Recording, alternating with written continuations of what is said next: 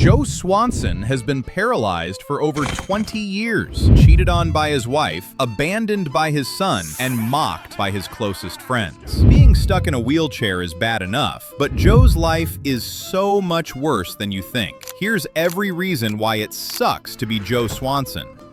Joe is paralyzed from the waist down, and unlike most TV characters with disabilities, the show never lets him, or us, forget it. For years, Joe told everyone he fell off a roof fighting the Grinch on Christmas.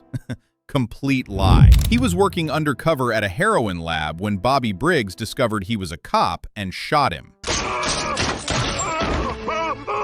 Briggs got away, and I've been in this wheelchair ever since. His entire life changed forever. He lost his ability to walk, run, and do the job he loved. Years later, Briggs is finally caught, then escapes almost immediately. When the police won't let Joe work the case, he teams up with Peter and Quagmire to hunt him down. They track Briggs through his ex-girlfriend and chase him all the way to the Mexican border. Joe finally confronts the man who destroyed his life. He wants to paralyze Briggs, make him suffer the same way, but accidentally kills him instead. What are you gonna do, arrest me? No, I don't arrest cripples.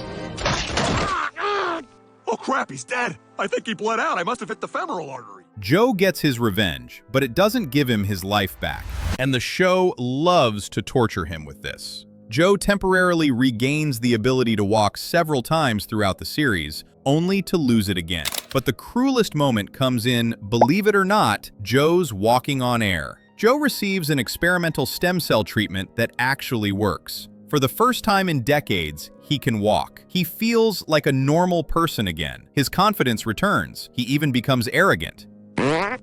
For a brief moment, Joe is the man he used to be. Then someone shoots him. A person who's supposed to care about him shoots Joe multiple times, destroying his legs and putting him back in the wheelchair. The hope is gone, and Joe's right back where he started. Except now it's worse, because he knows exactly what he's missing. But you know what makes it even worse? His wife. Bonnie might be the worst TV wife ever written. She constantly disrespects Joe. She treats him like a burden instead of a partner.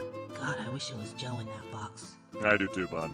Oh, did I say that out loud? She mocks his disability, complains about their life together, and shows zero appreciation for the fact that Joe risks his life as a cop to provide for their family. But it gets darker. She flirts with other men and openly resents being married to a man in a wheelchair. Do you have any idea how hard it is living with you? Your spouse, publicly humiliating you about something you can't control. And if that wasn't bad enough, Bonnie is the reason Joe lost his legs again. His own wife took away the only hope he'd ever had. Here's the worst part. Bonnie stays with Joe out of obligation, not love. She's trapped in a marriage she doesn't want, and she makes sure Joe is aware of it. No warmth, no support, just resentment. Peter, Quagmire, and Cleveland. These are supposed to be Joe's best friends, and they constantly mock his disability. Are we sure this is the way to the dining hall? Oh, I'm sorry, your feet getting tired?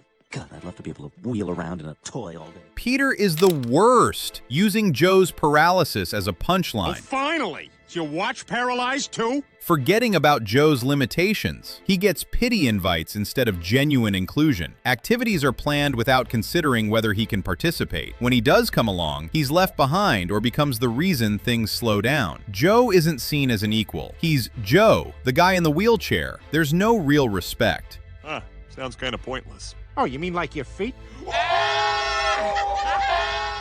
Just performative friendship mixed with pity, and Joe feels it. He overcompensates by being extra tough, extra loud, extra aggressive, anything to prove he's still one of the guys. But deep down, he knows he's on the outside looking in. Joe's mental health is absolutely not okay. He shows clear signs of severe depression throughout the series. In the episode #JOLO, there's a genuinely disturbing scene where Joe plans a trip to Niagara Falls that's actually a attempt. Bye, fellas.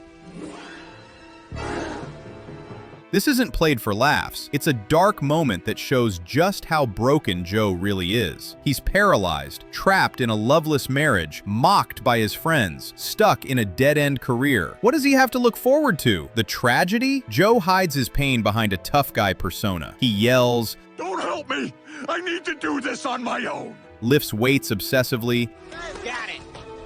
Ew, acts like nothing bothers him. It's all a mask. Joe can't show weakness because weakness is all anyone sees when they look at his wheelchair, so he pretends everything's fine when it's absolutely not. And then there's his son Kevin. Kevin joined the army and left, and never really came back. He rarely visits. There's a clear implication that Kevin either resented having a disabled father or just couldn't handle the dysfunction. Joe lost his son too. Joe is completely isolated. He's barely holding on. Let's add it all up. Joe Swanson is paralyzed. He's married to a woman who resents him. His friends mock his disability. His son abandoned him, and he's severely depressed. Some people argue Meg has it worse, but at least Meg can walk away. Joe is literally stuck in his wheelchair, in his marriage, in his life.